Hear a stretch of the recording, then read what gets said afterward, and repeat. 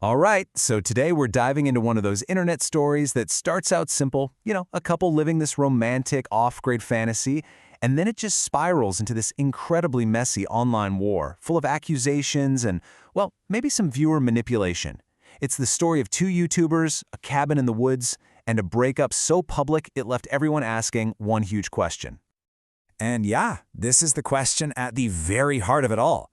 Did we all just watch a real, genuinely toxic relationship completely implode for the whole world to see? Or was the entire thing a brilliantly calculated performance, a scam designed for one thing, to go viral?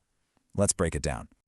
So to really get a grip on how this all went so sideways, we've got to rewind. We have to go back to the beginning, back to that picture-perfect life they were selling, the one that pulled in thousands and thousands of followers. Okay, so who are we talking about here? Well, first, you've got Yeshua HaMashiach.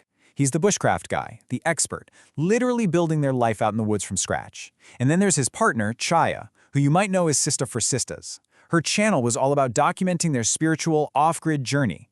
The whole premise was just super captivating, right? A couple ditching society to survive and thrive in nature. People loved it. And this quote right here, it is so key to understanding the whole thing. Yeshua was really good at building this narrative. He painted this picture of their bond being like forged in fire, totally unbreakable, because she was with him when he had nothing. It wasn't just a romance, it was literally the foundation of their entire brand. And their audience, they bought it, hook, line, and sinker. But then, everything changed. It felt like it happened almost overnight. That perfect, idyllic image they'd built, it just shattered. The loving couple, they suddenly turned on each other, and all their private drama became very, very public content. And look, we are not talking about some standard, tearful, we're breaking up video. No. This was a whole series of messy, chaotic, super emotional live streams, just packed with these wild accusations.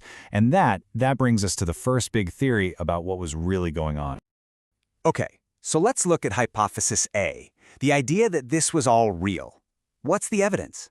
Why do so many people believe this was just a genuinely awful, toxic breakup that couldn't be contained and just exploded online? Well, for starters, the chaos was just off the charts. The things they were saying about each other were unbelievably personal and just plain brutal. He's on there calling her a whore, saying she's schizophrenic and racist, and she's firing back, claiming he's violent, aggressive, a cheater, and has 3 kids of his own that he doesn't support. I mean, it was a full-blown public war, and it was all happening live for everyone to see.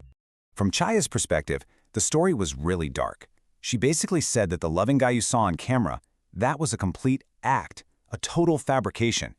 She alleged that as soon as the camera turned off, he became this verbally abusive, controlling person who treated her like a slave. A real, this is my stuff, not yours kind of vibe.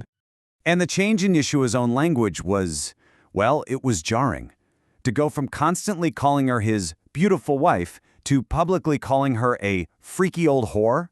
For a lot of viewers, that intense, venomous switch-up was all the proof they needed. They thought, no way you can fake that kind of anger.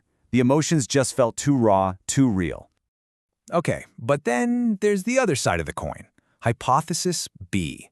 What if this wasn't real at all? What if the toxicity, the drama, the whole messy breakup, what if that was the product they were selling? What if it was all a big act to reel in views and subscribers? So the skeptics out there started picking things apart, little details that just didn't add up. Like, wait a minute, if Shia was supposedly kicked out with nothing, why does she have Yeshua's very specific recognizable hammer? And hold on, is that his dog Pup Pup barking in the background of her solo videos? It suggested their camps were, suspiciously close. But the real bombshell? The allegation that Yeshua himself admitted it was a skit and told Chaya to let it play out for a few more weeks to really milk the engagement. And you can't argue with the results. If it was a skit, boy did it work. The drama was like pure rocket fuel for his channel. Just look at the numbers. His subscriber count basically doubled in a crazy short amount of time. He went from around 10,000 subs to almost 20,000, all thanks to the breakup. And this is maybe the wildest part. The justification that supposedly came from Yeshua himself. The story goes that he didn't even see it as a lie. He framed it as his job. In his mind, he's an entertainer, and his job is to give the people what they want, and they wanted drama. As you can probably guess, that excuse did not go over well with a lot of people. And this idea that he was creating a fake persona wasn't exactly a new concept for him. A huge piece of his online identity was his age. He told everyone he was 19 years old, this young prodigy, living this unbelievable, self-sufficient life completely on his own. Yeah, that whole story came crashing down when a mugshot of him hit the internet. It revealed his real age, 37, not 19. And that was a huge deal. It proved he was, at the very least, comfortable with creating a completely false narrative for his audience. Suddenly, the idea that the breakup was just another skit seemed a whole lot more believable. So this whole mess really boils down to a bigger, more fundamental question, right? Especially for the world we live in now. Where is the line? Where does creating entertainment cross over into just straight up deceiving the people who are watching and supporting you? I mean, let's be real. The money aspect was huge. All this drama was generating massive views, which means subscribers and, of course, donations. There's even a story about Yeshua laughing at a YouTuber who sent Shia $20, saying they just used it for toilet paper. From his perspective, if you don't work, you don't eat, and this is his work. But for critics, like the YouTuber Pug, it's nothing more than a cynical scam that tricks people out of their hard-earned cash. So ultimately, this whole story isn't just about them. It kind of forces us to look in the mirror and ask, what do we value in the content we watch?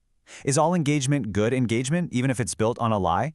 And maybe the most important question is, when we, the audience, reward this kind of drama with our attention and our money, what role do we play in making these kinds of situations happen in the first place?